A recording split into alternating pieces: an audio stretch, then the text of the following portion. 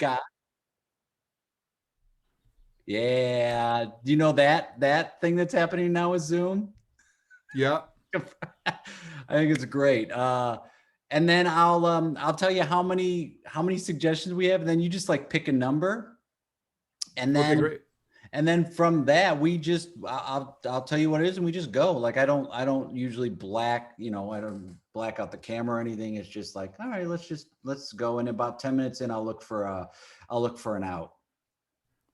Okay, cool. And then we'll chat a little bit. Yeah, and then we'll chat afterwards. And it's mostly like um definitely not breaking down the scene at all. It's just like, how'd you get into improv? Okay, good. So it's not going to be like, when you made that choice, like, I can't remember back that far, but I sure want to know, like, I sure want to know. And we know each other, so it's more for people watching to be like, hey, what brought you in? And we might talk a little bit about something that happens in the scene, but like nothing of like why you made certain choices. Yeah. Um, So is this just going on Facebook Live or? yeah, I'm putting it on. Hold on, I'm putting it on now. It's on Facebook Live now. And Wow. then I'll put it up afterwards on YouTube. I have them all up there. I have a whole bunch of the 10 minutes up there. Um, So in theory, people are watching this right now. yeah, dude, yeah. Oh wow. Your name carries a Wow. lot of weight too, buddy. Cause because I'll put the suggestion up, and then people just will add their comments of what it is. And I'm like, I'm gonna wait. I'll put yours up like half hour before I go on. And then it's like, okay, so now pick a number between 1 and 60. So there are 60 suggestions. So you gotta, Are there really? yeah, dude. So you gotta pick a number between 1 and 60. I'll pick my age, which is 51. Perfect. And many people, I don't want to make you feel pressure, but the best part of the show is always me counting. So after this, Okay, buddy, great. it's all downhill after this. 60. Count up from the bottom. That'll be easier. I can't. 51. Okay, so this comes from Seth, and our suggestion is California handlers. California handlers. California handlers. Yeah. Thanks, Seth.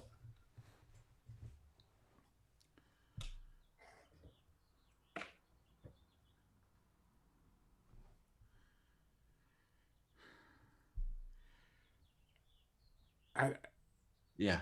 I can't talk to the guy. You shouldn't. You talk to him. Like I don't know how to tell a guy that we just broke his vase. I think I think it's compliment first. I feel like I've got a good rapport with him. I mean, he's pretty rich, so I mean, just say the house is nice. Okay, I'll hang on. All right, I'm gonna go tell him. I'm gonna go tell him. I'm just wait here. Hey, it's not your fault, okay? Let's just say it's nobody's fault. It's nobody's fault. Yeah. But I Everybody. mean, I was the one who knocked over the vase, Barry. Yeah, yeah. And I mean, to be fair, I mean, it's like a movie because it happened the last thing in the room. The very last thing was the stand in the vase, and it was like, I feel like I set us up for failure because I said, "Hey, don't knock, just whatever you do, don't knock that over." And then it's like self-fulfilling prophecy. So, Okay, well, you feel free to throw me under the bus because it is my fault. okay. I'm gonna play it by ear. I'm gonna see what he says. Uh huh. Yeah. No, just sell it. Sell the fucking thing. Well, then I don't want to hear it anymore, Eleanor.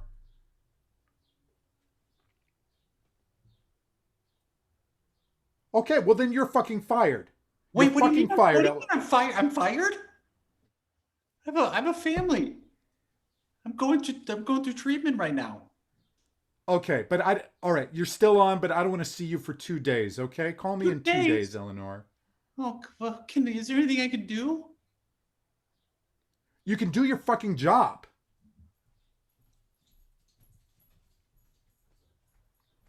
Right? What? Are you guys almost done? We're almost done. First off, this is an amazing office. I mean, mahogany, it's great. Yeah, I love the wood, the mahogany, it's great. Yeah, it is. It's mostly mahogany. It's, I mean, the wall, I've never seen a mahogany wall and it just blends in. It's like you can't even tell where the desk stops and the wall begins. Yeah, this is old country first growth wood. It's nice. I mean, it's Yeah. like Hang seam, on, Eleanor. it's like it's seamless. Uh huh. So you guys got the truck all loaded up and everything. Yeah, I just want to say thank you so much. First off, I'm a big fan. I don't usually say anything, and I was debating if I should say it, but I'm a big fan of yours, and I'm a big fan of what you have here. It's great. There's just something that well, I need you just real quick, something that happened, and I just want to say it's nobody's fault what happened. What, you guys break something? Yeah, there was an issue with one of the vases. Yeah. One of the vases? Yeah, I think there was a crack in it already. Eleanor, I'm going to call you back. No, wait, don't get my. Um, I think there was already a crack in it, and then it. There's no crack in any of my vases.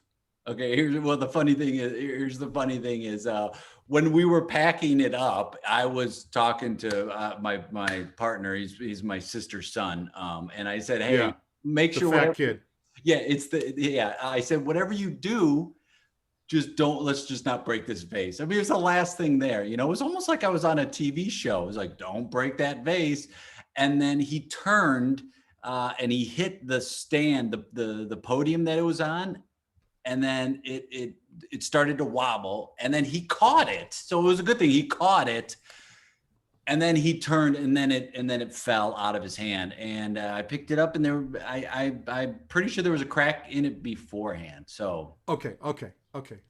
Look, first of all, that's not like a TV show. Not one that I would produce. Okay, because I produce procedurals. yeah, they're good. They're really Right? I don't do comedy. I don't watch comedy. I don't like comedy, and I don't Have find you this never funny. liked comedy? Is that the thing? You've never liked it, or Well, I don't know who's funny to you. well, I mean, think Steve Martin, especially stand up early on, was very funny. Yeah, Gilda so that's about Radner, what 45 years ago. yeah, Gilda Yeah, Radner. so it's all been downhill since then. Yeah. I mean, I have to agree with you on that point. As soon as he stopped, I'm not a fan of anything current. So California Handlers it's because it's your last name, and also you handle Yeah, furniture. so the thing is, like, I've kind of had to go into a business because my last name is Handler. My dad is Steve Handler, and he did not want to do anything to do with handling anything at all. He was kind of a deadbeat dad. He wanted to go opposite of it. But then for me, I'm like, I want to embrace the name. I go, well, my last name is Handler.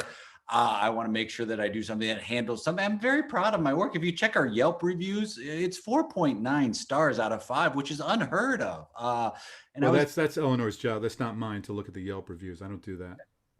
Have you ever looked at reviews at all? I mean, your line of work, I would assume you would look at reviews, but maybe not Yelp. I don't think you have a Yelp page. I ask Eleanor to read me the positive ones. Oh, I mean, that's smart. That's smart. Okay, well, that is it's a $20,000 vase, Wow.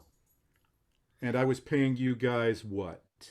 Well, we got 19.5 because it was a cross city move, and it was a it was a last minute thing. So we I was paying you guys 19.5 were paying us 19.5.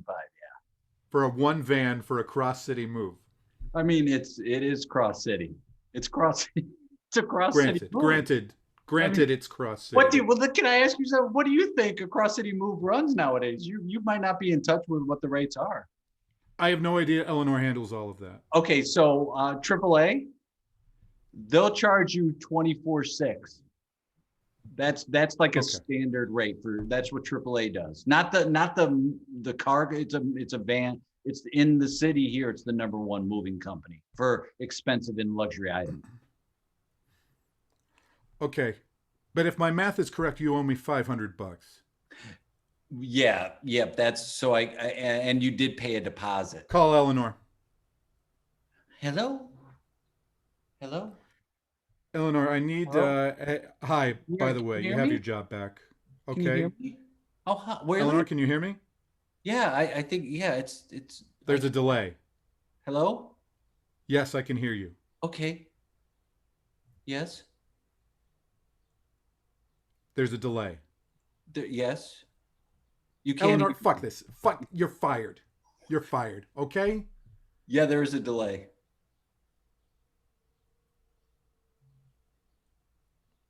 Wait, on what? Man, that is a huge delay. Why am Look, I you're fired, but before you do that, I need you to work up an invoice, $500 Yeah, charging I said there was California a delay. handlers. I said there was a delay. It's not my fault. It's the phone company. Okay, you're not fired today, but you're on thin ice, Eleanor. Okay? All right? I'd throw this phone at you if you were in the room. Okay, what do you want me to work up? Jesus, the delay. Call me back. Call me back. Okay?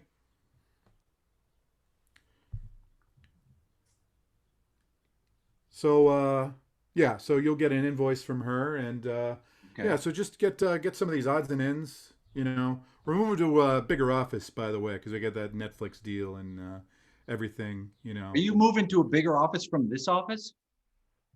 Yeah, yeah. Wow. Well, I just want to say everything you've produced, I'm a huge fan of. So, Uh huh. Yeah. Name my, one thing that oh, I just that I one? produced. Oh, I Sure. like Dirty City. Dirty City is my top. I can name you 10 of the things you produce. I like Dirty City. Okay, I know you're a real fan then, I like because you're Dirty digging City. deep for Dirty City. I like New Orleans. I like Heartbeat Central. You don't like Heartbeat Central? There were choices I made at the time that we wouldn't make now, But but yeah, for its time and place, it was good. hey, don't beat yourself up over it. All right. You can't go back in time and change what happened. Just like I can't go back in time to change the vase situation. The vase, The vi- and that's the vase from my vanity card that plays at the end of every one of my shows. yeah. That's why I wanted to come in here. We could have walked away. We could have just walked. And I said, no, I wanted to come in here. I want to be a man. And I know that's Wait, your slogan is be a man. And that's what I want to be. what's he doing? Your fat nephew over there. Well, right now he's crying. I Yeah, told, I can see that. I told him just to wait and I'll take care of it. Hey, hey, hey, no, Keith, if you have to let it out, let it out. I'm sorry, Uncle Barry. Hey, you know what? We can't change the way things are. Is he mad? He looked mad. I Yeah, couldn't hear anything, but I could see his face. yeah, he's ticked off, Tom. He's really ticked off. We actually owe now $500. What? Yeah, Oh no. it's a $20,000. I mean, he priced it at 20,000. To be honest, I think he's in the right ballpark with it. I'm taking his word for it. It's at the end of every one of his shows. I mean, it's his thing. So Well, you did the right thing in marking up our rate 2,000% for this gig. now you're catching on. Hey, California handlers. scene, dude. I I love playing with you because there's so many like fun, silly off ramps where it's like, name me one. Like I love stuff like that, where it's like, let's not get past the fun of these characters in that moment.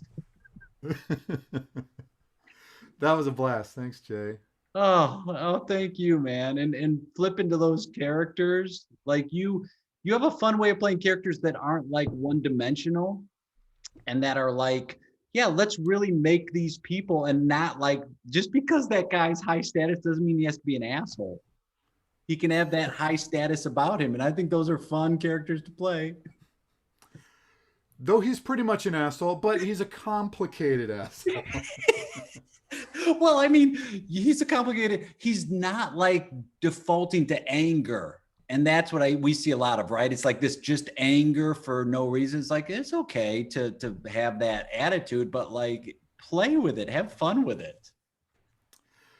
Yeah, I thought it was fun to bond over the shows that of like, okay, so the show you picked is like that actually is my favorite. What how did you get started in improv? What brought you in and what brought you from, because you were on the East Coast, right? Yeah, I grew up in Virginia, Yeah. outside of DC. I went to the College of William and Mary in Williamsburg, Virginia. That's where I started doing improv in 1989. And a So huge, and it became a huge, it's a small liberal arts school that became a huge improv production. Like they produced so many amazing improv. Allie Davis and Joey Bland and Todd Edwards, I think, went there. Like there were so many great. There was a time period right when you were there, and a little bit after that, like Sean Monahan, like huge improvisers came out of that school. Sean Casey, Greg Hess, Martin Wilson, Jenny Hagel. Yeah, those are all William and Mary people. Yeah. Oh my God. Brendan Dowling. Did we say him? Yeah, Brendan Dowling. I mean, just Yeah. fun, playful, and smart. That's the other thing. Very not afraid to play the intelligence either. So you were there and you got into it at William and Mary? Yeah, there's a group called IT that I believe is still going after all these years because I went back for the 30th anniversary show a few years ago, and that'd been the first time that I had returned to campus since 1996. No. And actually, Allie and I were in Second City Tourco together when we returned, and actually met some of those folks that we were just mentioning who were students at the time. So yeah, the group was formed. They were trained by a group from Yale in one 3-hour workshop that had been trained by Sharna in one 3-hour workshop. So remember, like this is before truth and comedy. This is before the internet. So the only way for information to travel is like through word of mouth. And so we did Harold in college. We did it wrong, but we did whatever the 1985 version of Harold that Yale was doing, was locked in to us. And so when I moved to Chicago, like I didn't move for IO or Harold, but after getting there and realizing that Second City felt too daunting for me to do, so I did IO instead. I was like, oh, Harold, I know that from college. Oh my God. And you were probably one of the first people that could say that, right? To be like, oh, I know Harold from the college thing. Like before, there wasn't a ton of people like there is now or recently that were like, I'm going to move to this city to pursue this thing. It was like, no, I heard about that in a college workshop I had. Like that was not the norm. Yeah, I mean now every college has multiple improv and sketch groups. Most high schools do, middle schools do. Like people start earlier and earlier, but back then it felt like there was no way to tell people like what it was. There wasn't even like the common reference point of Whose Line, because there was the British version, but the American version hadn't even premiered at that point. That's one thing that's been incredible in the 30 plus years that we've been doing it, man, is that, I mean, once The Simpsons and The Office is doing a parody of it, it might not be, it's making fun of it, but at least it's assuming that most of us have had at least had like a corporate improv workshop or something, or seen a show. We know enough to make fun of it. I mean, isn't that, even though it is being poked fun at, isn't that still there is a source of pride of like, that's what I do. Like it's made it. I take that as a victory. Yeah, that's the only Simpsons episode I've watched in the last 20 years, I think, is the one where Homer took improv classes. Really? And that one, and on 30 Rock too, where you see those nods of Tina, where every once in a while she'll do a flashback to like college. You mentioned college improv or corporate improv, and it's like, oh, that little inside joke is it just is such a great sign of how far things have come. Yeah, absolutely. Cruise ships. People have seen it on cruise ships. Now, correct me if I'm wrong, but I think you and I mean, I can speak for me, and I think you might have the same attitude. Got into improv because we're somewhat lazy. and there was no end goal. At least for me, there was no like, oh, we're gonna make it to this professional improv league or this show or any, it was more like, oh, this is something I'm doing with my friends that is like a group activity. It's not gonna, there's no pressure to prove anything, so I'm enjoying Yeah, that tracks. That tracks. I don't know if lazy so much is like lacking ambition. You know, it. is that the same Yeah, thing? yeah. It's on the same path. Yeah. Well, I mean, at the time where we started IO in the early '90s, like there was no indication that this could lead to anything, and like the level of talent that was there, you know, when you look back on it, was is incredible. Insane. Um, but really, everybody was doing it for the sake of it, and just trying to. It's almost like, you know, we motivated each other, you know, and the shows that people were doing were so great, you know, it always felt like a throwdown of just like, oh well, you know, Lost Yetis did that, so we got to do this, you know, we're Yeah. following them. And but really, you know, you're performing for, you know, maybe 10 audience members in the other teams, you know, at a shitty, you know, upstairs of a shitty bar. For I remember friends would come and they would go, dude, I don't get it. And I'm like, and because you were on stage level one doing a Herald or level two. Like it was like that was the attraction was you get on stage quick. Like it wasn't second city, you had to work your way up. It's like, no, no, no, level one or two, you're on stage. So sometimes friends would come out and be like, I just don't get it. And I would say, I'll be honest, I don't either. I'm not sure. I'm kind of trying to figure out what's happening. And then you look at that those people that were involved, and I think I remember you coined a phrase that it was somewhat of a renaissance of improv in those early 90s. At least I think it was. I think it came to be when you look back at all the folks that were around there, it was, you know, 30, 40, 50 people, and you look at what people were doing, and you said it right. It's like, oh, that they did it. It's not I'm mad or jealous of what they did. It's more like, oh, they raised that bar of what you can do. Now we're going to do something that's an invitation for us to pick it up. Yeah, and some of those people certainly are household names, but I mean the mere number of people who are still in the game in some way, Yeah. you know, or have carved out a career in the arts, you know, is pretty impressive. And yeah, I mean, it was week 3 of level 1 for me when I got on Yes. my first team. So you really were thrown in the deep end right away and had to swim. Like she needed warm buddies on stage, you know, And you're doing it. immediately.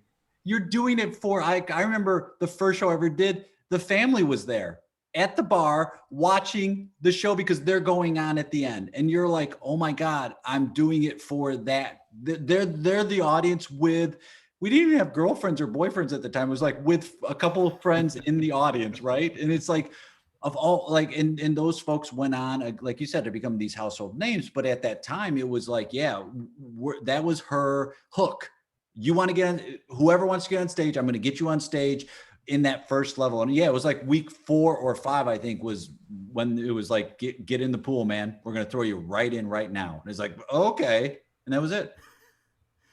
And collectively, you know, there was enough people who were like highly motivated and definitely wanted a career in comedy that like it felt like the bar of ambition was kind of set high. You know, not ambition of just like I got to make money and I got to be famous, but like ambition of like I got to get good. Yeah. You know, and but it's also like that Chicago thing of safe to fail too. You know, so it felt like a safe environment to take risks and just also knowing that like it was the same thing for coaching and teaching. Like I got started on those way earlier than I would have had a chance to if I was starting out now, you know. So I don't know what I was telling people. You know, I was coaching in 1993.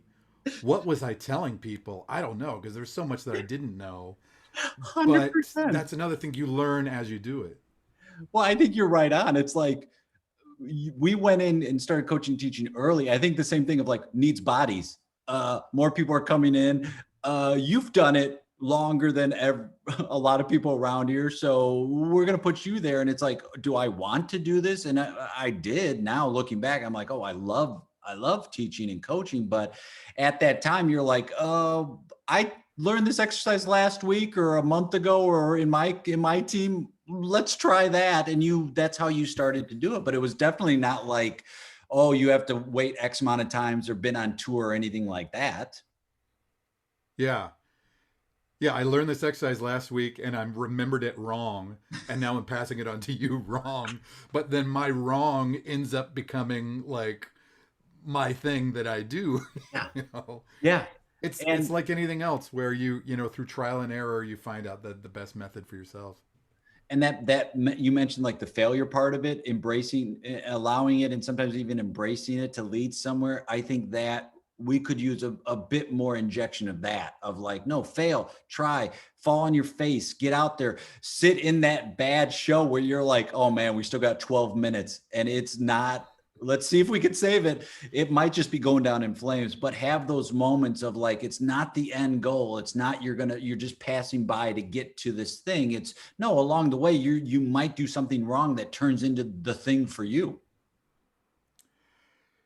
Yeah, I always say that I would always rather watch bad improv than bad sketch, because bad improv can always be rescued at the last minute, Yes. or you can still see that effort of like people trying to save it. Even if I'm just laughing sadistically, it's always interesting to see how people Yes. handle that. And bad sketch, I'm always like, oh, you wanted it to go like this. You You rehearsed it this way. you wrote it, you were directed, and then you rehearsed it. You know where this is, you want this. You chose those props. You chose that outfit. Yeah, you want this. Did you ever, was the goal to get to Los Angeles for you, or was that something that you just, as you continued, you're like, oh, okay, that's the next step? No, yeah. I mean, I spent most of the 90s in Chicago. So I got there in 92, left in 2002. Mm. And I think it did get to the point where uh, I felt like I had exhausted the things that were possible in Chicago, and I wanted to kind of move on to the next level. And LA seemed like the logical place to do it. But it was a scary move even then, and it took me a number of years out here to just kind of get used to that. But yeah, in the mid 90s in Chicago, like I certainly didn't imagine leaving Chicago anytime in the next 30 years. Like I was like, this is my place and this is where I'm going to be. Yeah. But yeah, when you kind of choose a career in the arts, like, and I think it's way better now because they have a lot more film and TV that comes through there. Yeah. Um, but it felt like one, especially because I had done Second City Main Stage, for the specific improv sketch track that we were at, that was the ultimate job. And I was doing decently with like commercials and voiceovers and stuff like that, but there was still a cap of how far you could go with that.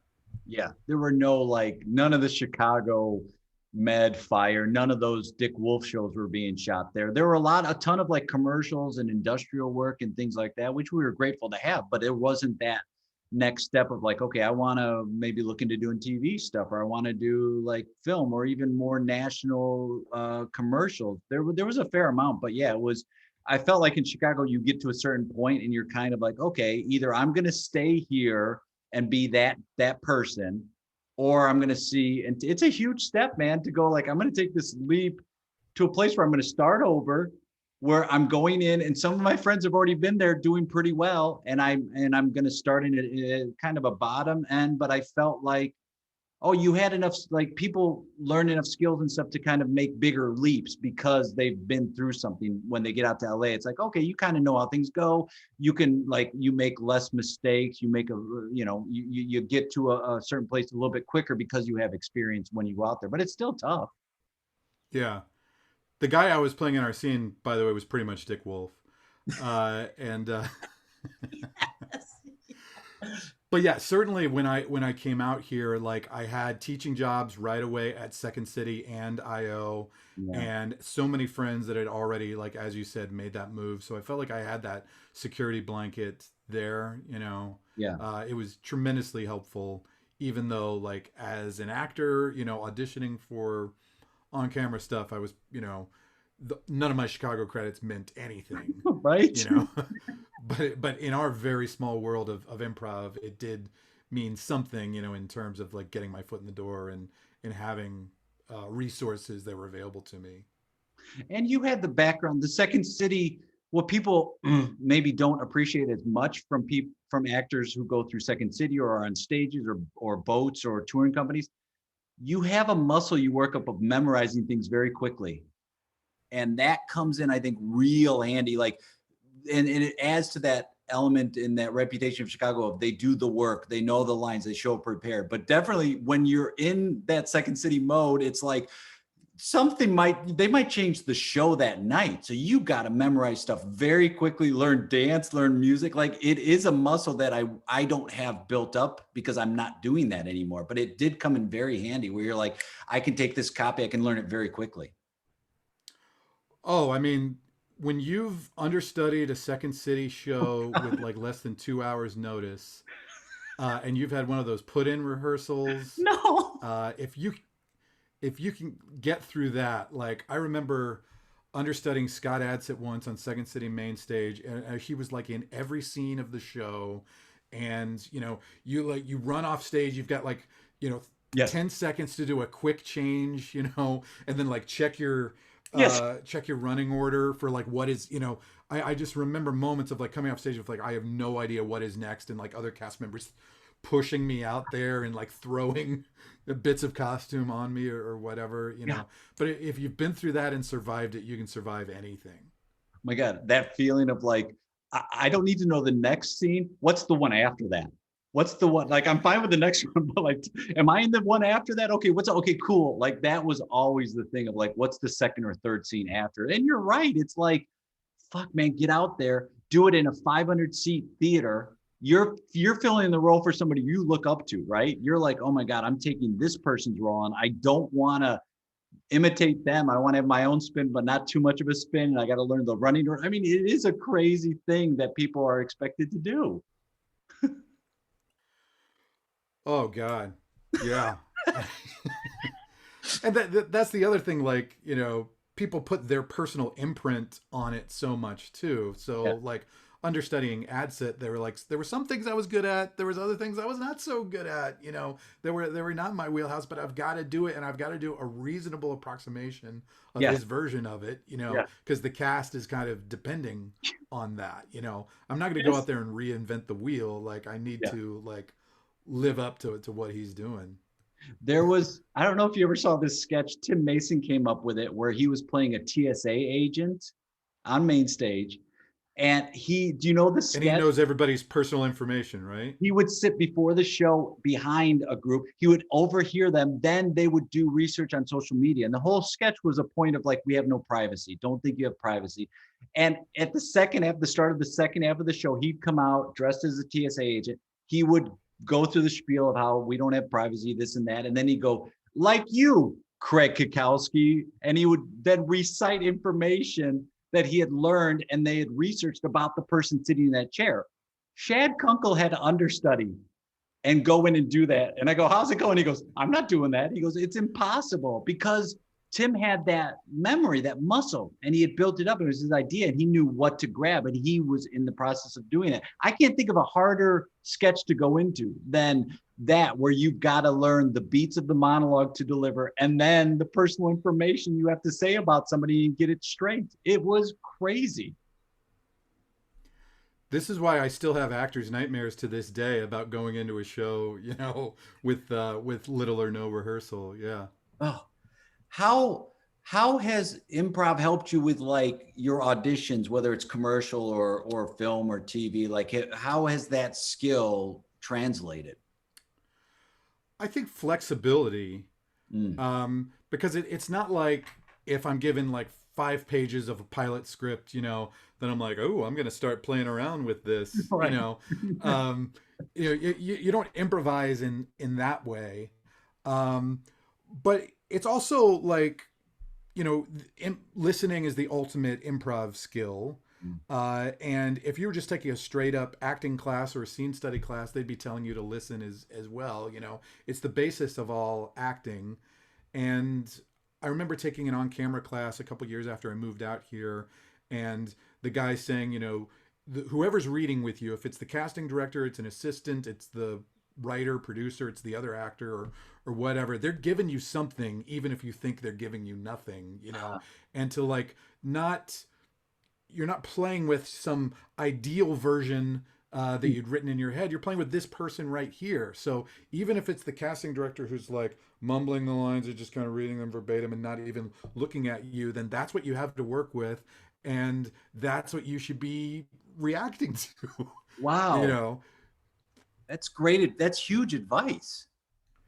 so it's not like don't work up a performance in advance, you know, play the moment, even though like you have to say these words, but you have the pages to look at to say the words, you know.